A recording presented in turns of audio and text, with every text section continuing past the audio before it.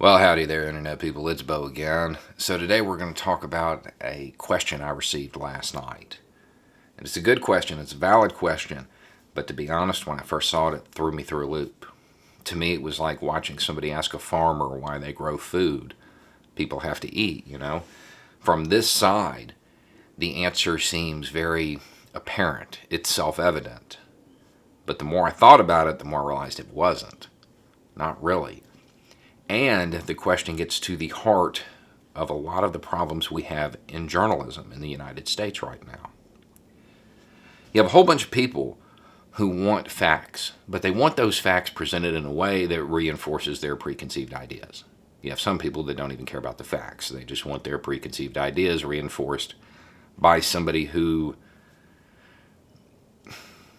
they feel has some kind of authority because they're on the cable news show.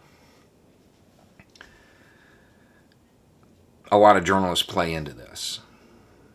But that's not why freedom of the press was enshrined in the Bill of Rights.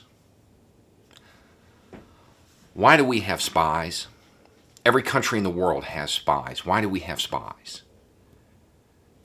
Asking that on this channel is funny. I'm sure somebody right now is typing to get rid of democratically elected governments and install one that was friendly to us. And yeah, that happens. But that's a byproduct. That's a byproduct. That's not the goal. The goal is to get information, put it in a report, and give it to policymakers so they can be better informed, so they can make better decisions, because knowledge is power. If they're really good at their job, they can take a bunch of information, sift through it, determine the opposition's intent, and give policymakers a forecast of what's going to happen. Knowledge is power. If the United States was healthy and functioning properly, you're a policymaker. Your vote, your calls, your petitions, they influence policy if things were working right. That means you need to be better informed so you can make better decisions, because knowledge is power. That's why the freedom of the press is so important in any country, any system of government where the people are supposed to lead. All this came up because I retweeted something about Nigeria. And the guy was like, I feel for him, but what can I do with this? Realistically, right now, nothing. Trump's foreign policy team is not going to get involved in this. Highly unlikely. And to be honest, if I was a Nigerian, I wouldn't want them to, because they're going to make a bad situation worse. However, Biden, we already know he wants to get involved in foreign policy again. He wants to get the U.S. back on the stage. That's why he put together that giant team of advisors before he was ever even elected.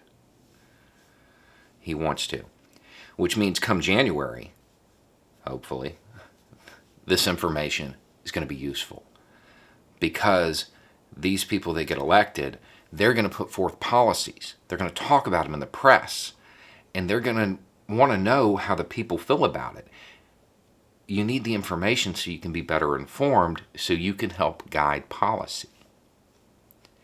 That's why journalism is so important in free societies, in societies where the people are supposed to lead. They have to be better informed so they can make the decisions. That's why it's protected. That's why it's enshrined in the Bill of Rights. Journalists, they're your spies, feeding you information so you have a better grasp of things that you can't experience firsthand. You can't be everywhere at once. Your embassies are the different news bureaus. And just like embassies, you need to be listening to all of them, at least a large portion of them. Some may have been compromised, but you need to listen to a whole lot of them, because different pieces, different places pick up different parts of the story, give you a clearer picture.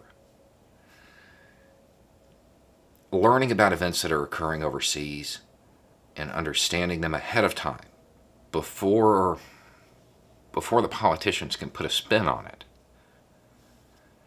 that can help save lives. because you can be better informed before they realize they need to propagandize it. So, at the end of the day, why do you need to know about Nigeria right now? Because you're probably going to need to know about it in February. And by then, the spin will have already started. And the spin is going to be determined by who has the power. And in this case, money is power. The companies that stand to make a lot of money will determine the spin, unless people know what's going on already.